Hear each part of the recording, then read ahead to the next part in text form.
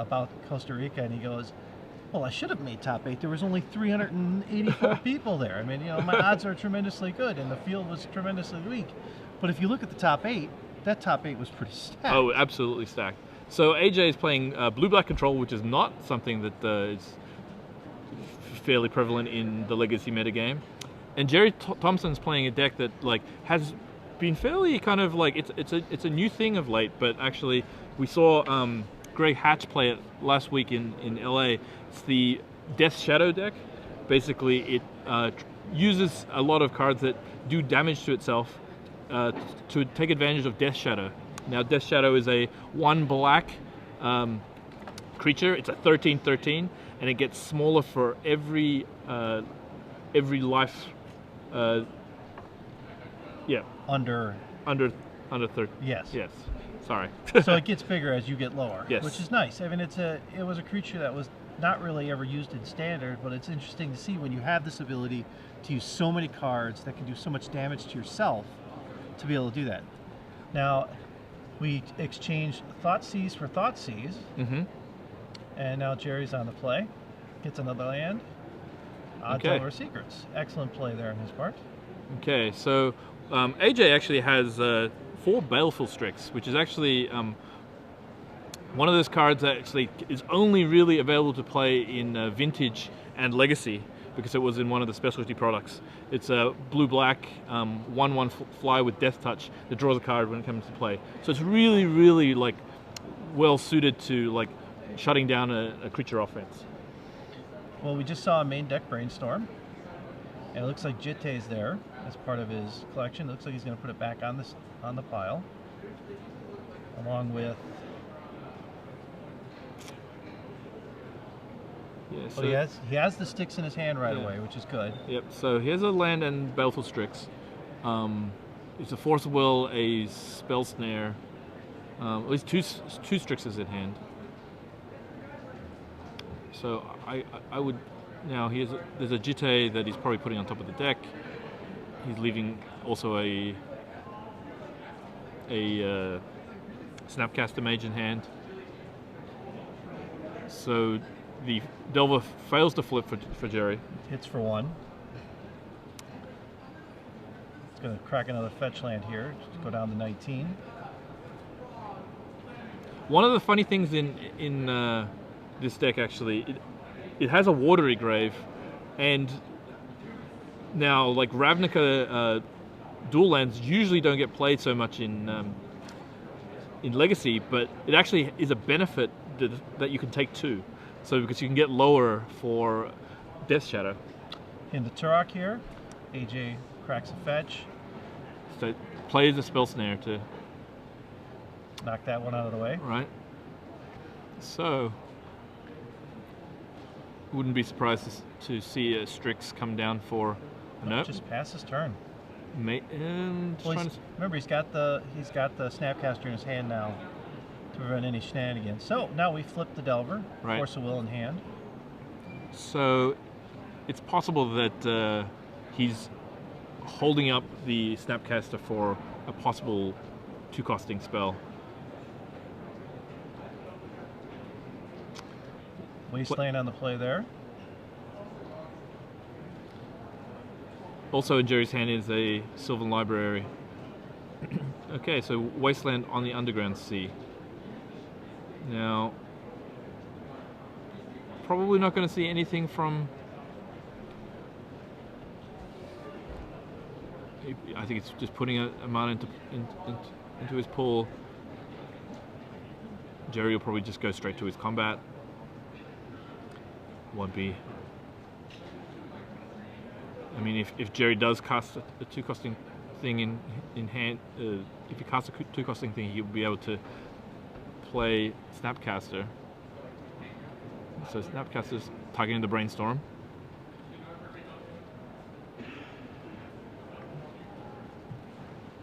Insectile Aberration goes in. Here comes the library. So I think now AJ will play the.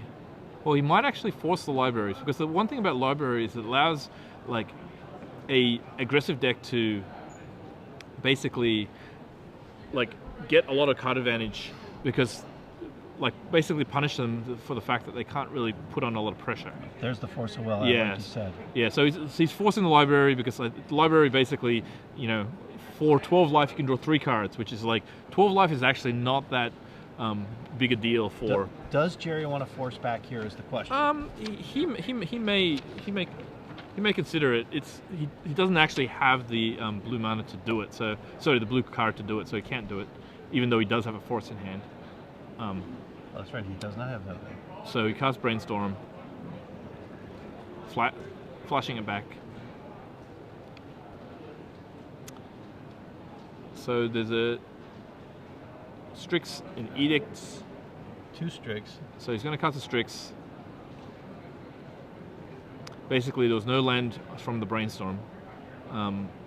Snuff out on the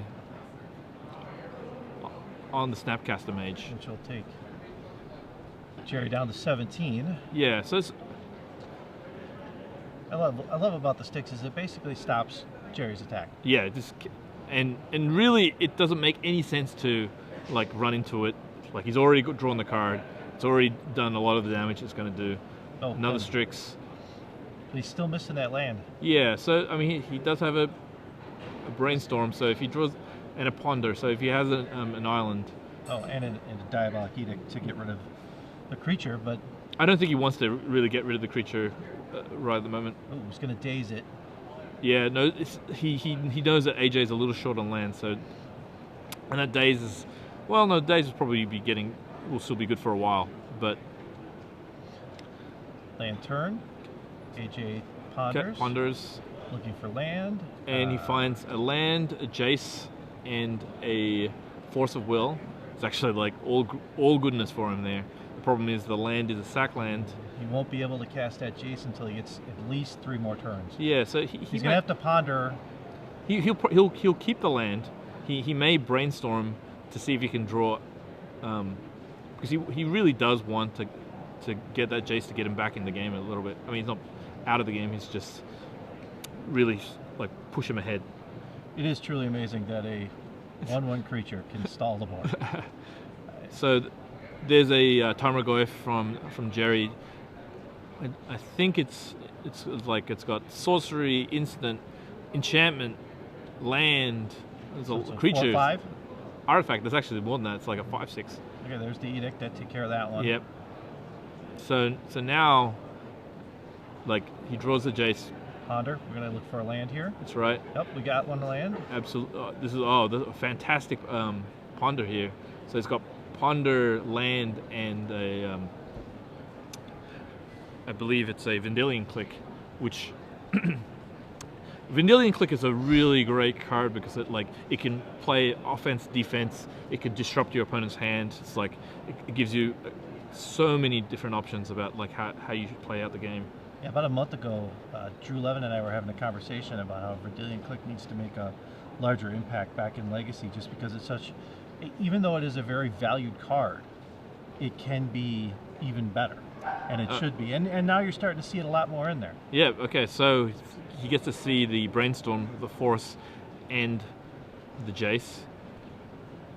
So he definitely knows Jace is going to come down here, I think, unless he wants to play around the days. But I think what he'll do is he'll probably sack his land, play the Jace. AJ just maybe he's waiting. Yeah, because he has the Vendilion Click. He's probably waiting on it, so he can basically see if the coast is clear. So he'll play it, probably target Gerry, probably get rid of the Force of Will, and then next turn basically have the Jace have its all clear. Okay, AJ cracks another fetch land. Gerry just passed on his turn, played a land and go. We really haven't seen the namesake of the deck appear for Gerry yet, the Death Shadow. Yeah, I guess it wouldn't be that good. It would only be a 2/2 right now. But there's the click. Now does he do the Force of Will Brainstorm to get, or Force of Will to get rid of the click? Yeah, so I think he. Nope. He just scoops. I think Gerry realizes that the writing's on the wall with the Jace. Once the Jace hits, it's too much. Yeah, and you're also talking the fact that we're already 20 minutes into the round. and this matchup is not exactly one of the faster matchups you're going to see out there. So if you are Gerry Thompson after losing game 1, what are we looking at here to come in to help against him? So Gerry has as options. He has 2 Liliana, which I think has some sort of you could definitely bring that in. I'm not really sure exactly like if it'd be that good against the very few creatures that AJ has, but it does help you discard. Then we have like Jace. Jace actually, I think is like fantastic against this kind of matchup. One, it basically stops the big Jace from hitting play because they legend rule each other. Also, I think filling up on cards is going to be a little bit better for an aggressive deck than for AJ. One of the things I think he might bring in is the Creeping Tar Pit, because he right now needs to get by those Death Touch people, and this gets right by it. He only has one of them. Yeah, no, it's a definite option to bring in against him to get by those creatures. Yeah, it's like one of the things I think Gerry has a fairly aggressive mana base. I think he only has 19 land in his deck, and so when he brings in cards that cost 3 or more, he probably needs to bring another land because like he's just running a little short on land. So my guess is he's going to bring in the Jaces, the Creeping Tar Pit, the Him, and probably that's it. Those ones. It's possible that the Lilianas come in. I don't think he wants to like load his deck up with like 4 3-costing cards. I think he'd rather kind of like keep it on the cheap. Now, what about AJ? AJ, came through there. Now, his sideboard is interesting. He's got 4 Bobs on the sideboard. Yeah, I think the Bobs are something that I think he probably may want to consider. I mean, he usually brings in Bob versus like other control decks. This is a weird deck. It has only a few creatures. It only has 11 creatures, but it has an opportunity to really actually pour on some damage with Tarmogoyf, Death Shadow, and Delver. I think I'm not really sure if he'll bring it in. He probably so he has Innocent Blood, which is actually very good at dealing with some of the harder to kill elements of Gerry's deck. Thoughtseize, Spell Pierce, these are all things I think will probably come in because of the Force of Wills. There's Dark Blast. I don't think Dark Blast doesn't do anything. There's Ghastly Demise also, but Ghastly Demise is not so good against Death Shadow and Tarmogoyf. Takes a while for them to get better. Yeah, and I don't think he needs the hard counter spell in there. No, I think the hard counter spells just there generally for against other control decks. I just happened to see a tweet from SCG Live's own Joey Pasco asking, did AJ win round game 1? Yes, he did. What you didn't see is that Gerry knew that AJ had Jace in his hand and basically was going to take control of the game from there, and it was over. Yeah. So it might have been a slightly premature scoop, but I think Gerry's probably had a good like understanding of what he can come back from, and a Jace that he can't specifically get rid of is going to be really tough. I mean, I guess he could have drawn another Force off the click, but he knew that AJ actually had another Force to will himself. We have these wonderful little insights from the players, and Gerry says, "Where are you from, Roanoke? Do you consider yourself better Legacy Standard?" He goes, "What are your significant tournament performances?" Now, this is from a gentleman.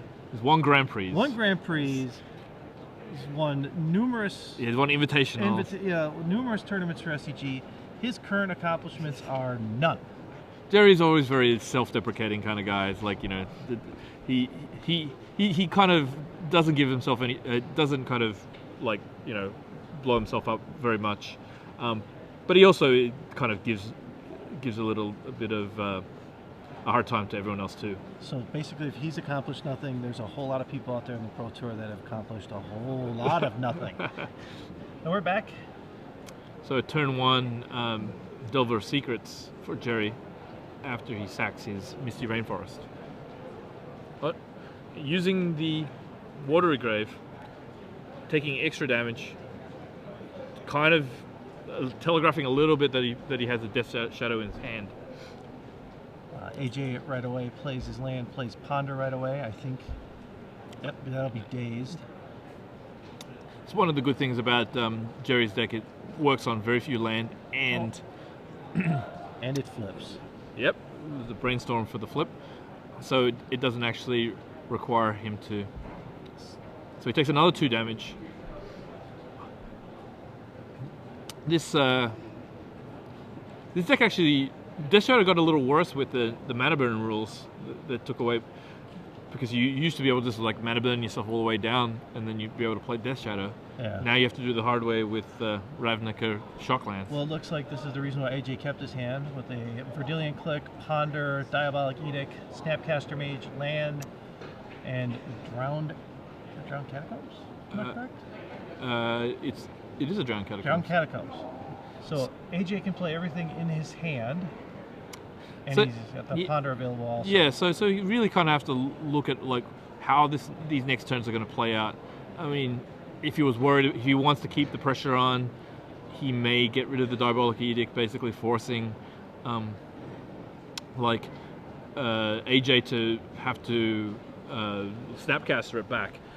Problem with that is obviously the click will still be able to block eventually, block the Delver eventually. So okay, he takes it. It does set AJ back quite a few turns, like setting up basically to kill it. I mean, he does have options to kill it, but he'll take a while. There's the Ponder with a Brainstorm, and it looks like 2 lands. Yeah. I think he won't. He'll probably shuffle that. It away. Like the Brainstorm, he didn't really have any good ways to shuffle his deck. I think he really kind of wants to find another cheap removal spell, or just basically something more powerful than 2 lands. He does have 1 Go for the Throat, so he does have an option to have another kill spell. So he actually drew a Ghastly Demise, which is actually perfect right now. So you can play this in Ghastly Demise. So he brought in the Ghastly Demise. And that'll be dazed. So Gerry brought in the Jitays as well. Now the next turn, AJ will actually be able to play his click to block. So even though that AJ's been able to, Gerry's been able to counter twice, he really only has AJ at 14 after all this time. AJ will probably drop an island here. Yeah, he may actually even click. No. Himself? Yeah, he looks like he wants to pass his turn. Yeah, he's gonna click on the opponent's turn, or maybe during Gerry's draw step after he's drawn. Gerry's got the Jitte in his hand, a Brainstorm. He's a Hymn to Turak as well, which he can't cast currently because he only has 1 black. His other land in his hand is a Tropical Island.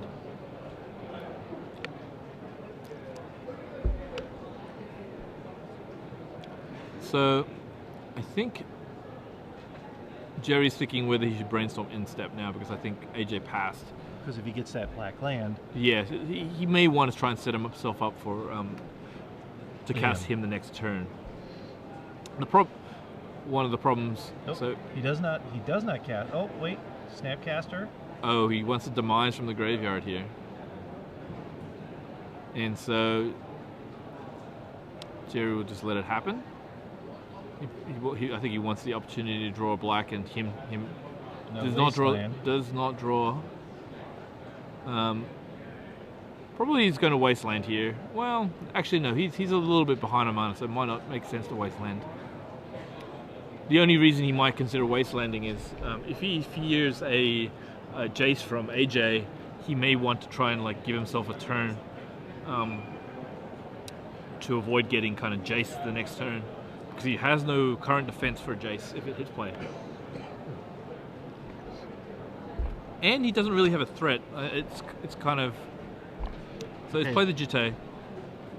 Good play now. He gets another creature out there. The Jitte becomes very powerful.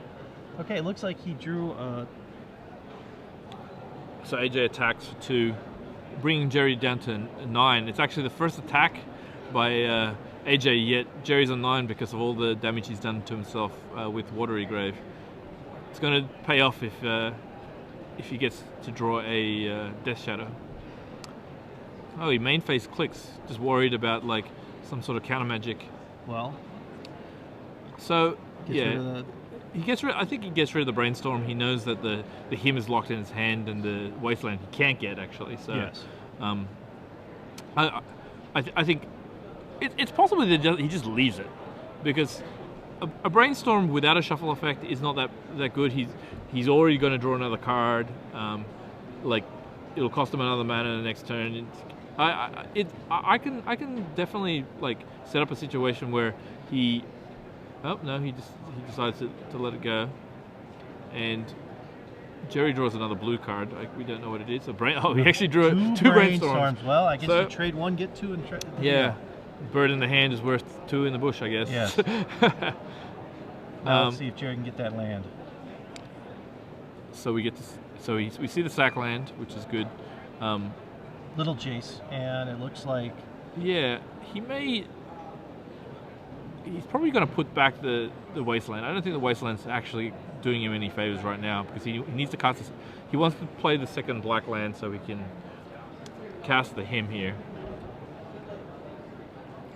But he also has a Delver in hand, so he could be trying to think about setting it up.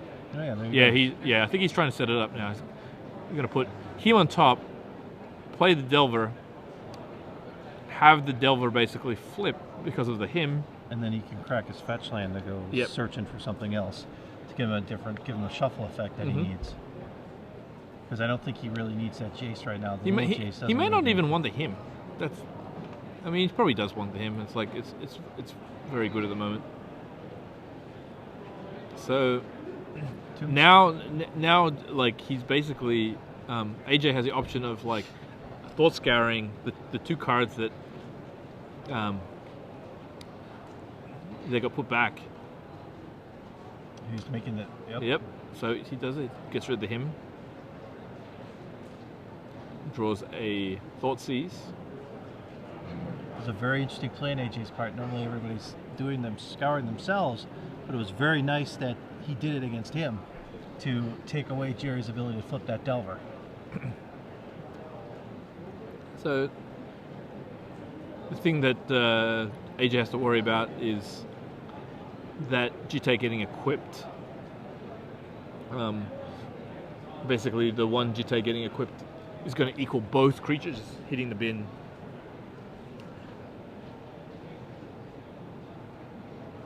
All right, AJ is looking at his options right now. Yeah, I think he kind of wants to consider thought seizing. He does take him to 5 now. Yeah, but he's going to lose all his creatures here. But though he will probably just Snapcaster, and I think he's probably Snapcaster and Diabolic Edict right now. Basically taking away the ability for Gerry to equip his Delver. What that allows basically means that Gerry pretty much he's definitely in trouble at that point. I mean, I don't think there's actually that many cards he can do to get out. I don't think there's many outs for him if he does that. But does now AJ, because he does not know what Gerry has, is he afraid that Gerry has the Force of Will to be able to counter it? Yeah, I think he's probably more worried about a Spell Snare at this point. Yeah. Here we go. We're going to play it. Snapcaster. No, Spell Pierce, I mean. Edict. And so it looks like he goes to 3. He must. If he actually has the Pierce here, then this is going to be a Brainstorm. So he needs to draw a Force of Will and a blue card probably. If he does, he actually is not in the worst shape.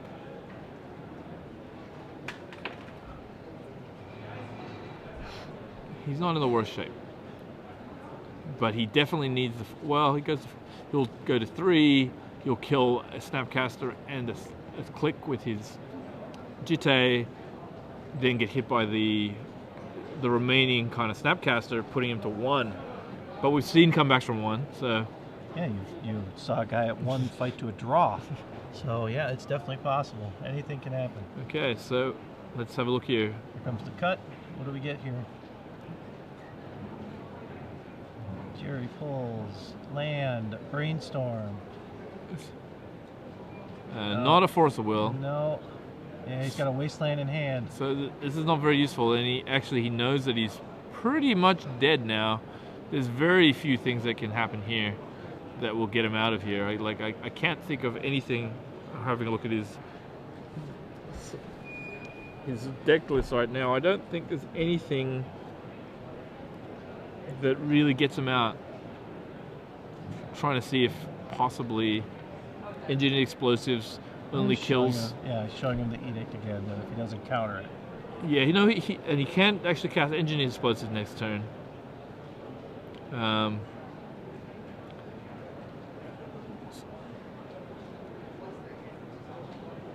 So pretty sure. Gerry draws that Wasteland. Yep. So he has to. He basically Brainstorm. Yeah, I don't think there's anything. I'm pretty looking at his deck. I'm pretty sure he's drawing dead right now. Well, Gerry's trying to think of every option he has here, giving it all. You don't want to come into a tournament after having 2 buys and lose your first round right away. Not that losing another person's going to hurt you. Yep. AJ's deck seems to be very, very well kind of suited to being Gerry. Has a lot of. Okay, he's going to Gitaxian probe.